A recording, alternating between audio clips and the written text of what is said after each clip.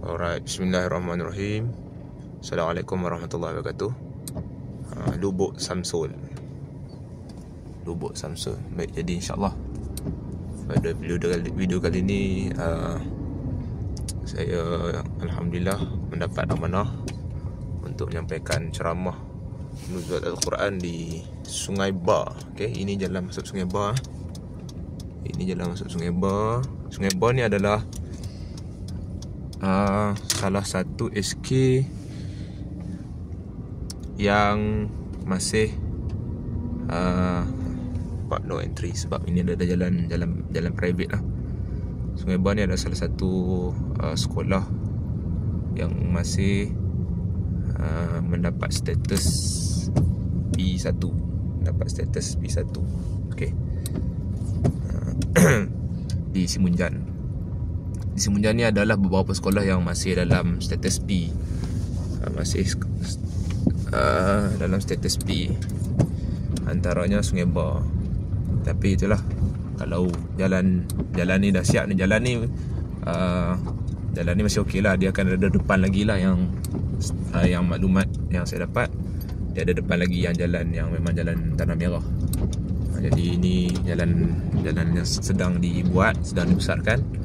Kalau dah okey jalan ni, mungkin Sungai Bar akan hilang lah P1 tu, Wallahualam.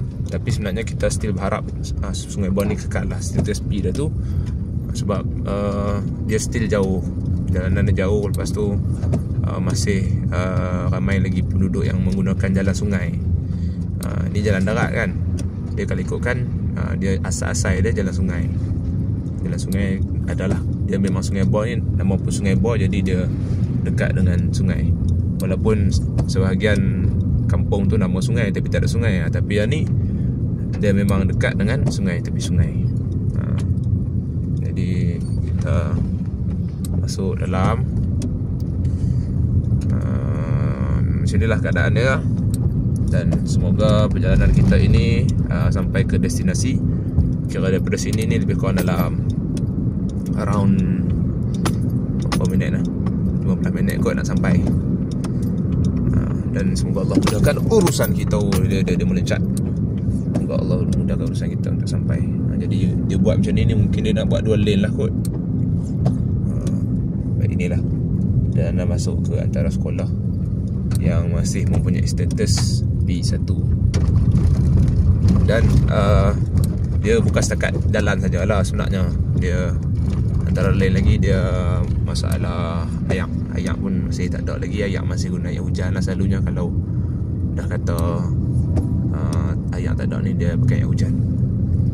Dan kalau cikgu-cikgu baru memang kadang mereka terpaksa lah duduk quarters kayu.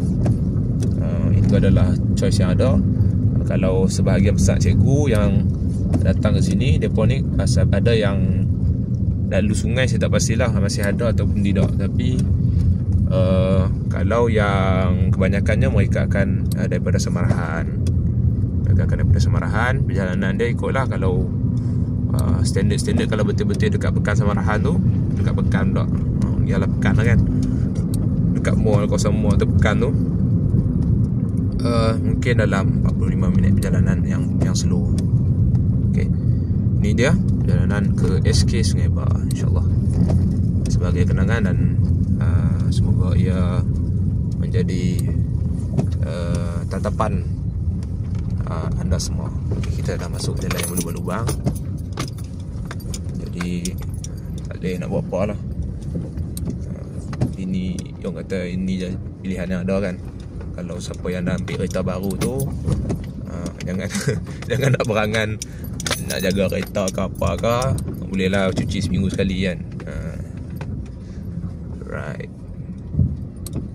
masuk tak ada lah ekstrim pun, tapi beginilah perjalanan tiap-tiap hari cikgu masuk dalam ni. Okay, itu saja. Semoga Allah mudahkan urusan kita. Nanti kita tengok pula kat dalam macam mana, dalam part tu, insyaAllah. Assalamualaikum.